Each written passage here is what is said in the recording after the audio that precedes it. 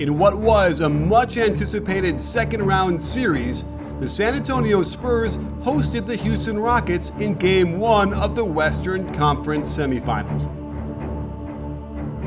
This best-of-7 battle was supposed to be riveting, entertaining, exciting, and most of all, close. But clearly, the Spurs were not prepared for what awaited them. While the Rockets struggled mightily from behind the three-point arc in their first-round 5-gamer against the Thunder, we could practically hear the countdown to ignition as they blasted off to the tune of 22 makes out of a whopping 50 attempts. And while some were tough shots against a stout defense, many were downright wide-open affairs. It was slightly surprising that Greg Popovich's head didn't literally explode off his neck, considering some of the mistakes his normally great defenders made out there. But there's a deeper concern that speaks to something Spurs fans have very quietly whispered about for 2 years.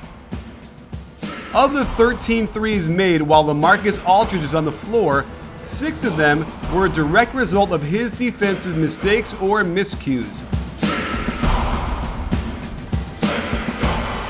It would be one thing if he was lighting it up on the offensive end and balancing this out in any way, but his offense was abysmal, and it's the inability of the Spurs to match the Rockets on offense that could cause San Antonio's downfall. Early in the first, it was already apparent the Spurs were going to struggle to score, and the Rockets were having their way. Clearly, D'Antoni wanted to attack by screening with Aldridge's man, and the Spurs opted to hedge all of these. And you can see what kind of lanes this can open up for Anderson on the pop.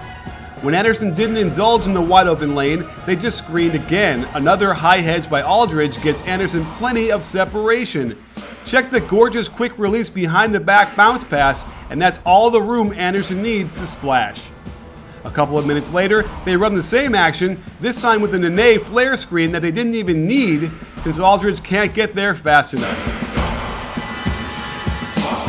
The game was ended in the second quarter amidst a flurry of threes, and this one was a result in part due to this bad turnover by Aldridge on the offensive end.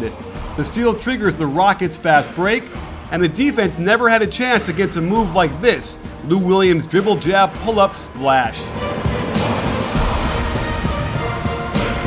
Again, a quick pick and roll with Aldridge, and this forces a switch. The Rockets opt to eventually attack with Anderson being guarded by the much smaller Tony Parker. Watch how David Lee comes over from the weak side to shadow this play on the block. There was no need for Aldridge to help one pass away here, and it gave Beverly enough daylight to rainbow the shot in. In transition, Aldridge almost doesn't get back in time to stop the Ariza pull, but then gets put in the blender, losing Ariza, before getting back in position to defend the pick and roll. This switch was way too easy. They didn't need to do it here, and now the ISO mismatch from Harden gets him another triple.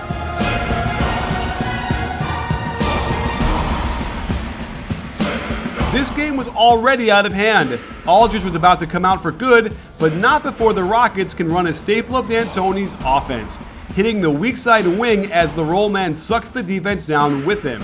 Aldridge is too slow to close the distance in time, and Ariza knocks down yet another three. So there you have it, sports fans. There will have to be some adjustments made before Game 2. And I have no doubt Coach Popovich has plenty up his sleeve for both ends of the floor. That said, they cannot afford to give the Rockets 2 or 3 possessions in a row to get going. They're just too explosive for that. And if you want to keep getting more and more of our great daily NBA content, be sure to hit the subscribe button on the screen and click on the bell to receive notifications when I release new content. In Game 2, keep your eye out for how Aldridge is defending, especially in the pick and roll, and whether or not Pop will have to reduce his playing time and go with a more mobile big man in Dwayne Dedmon.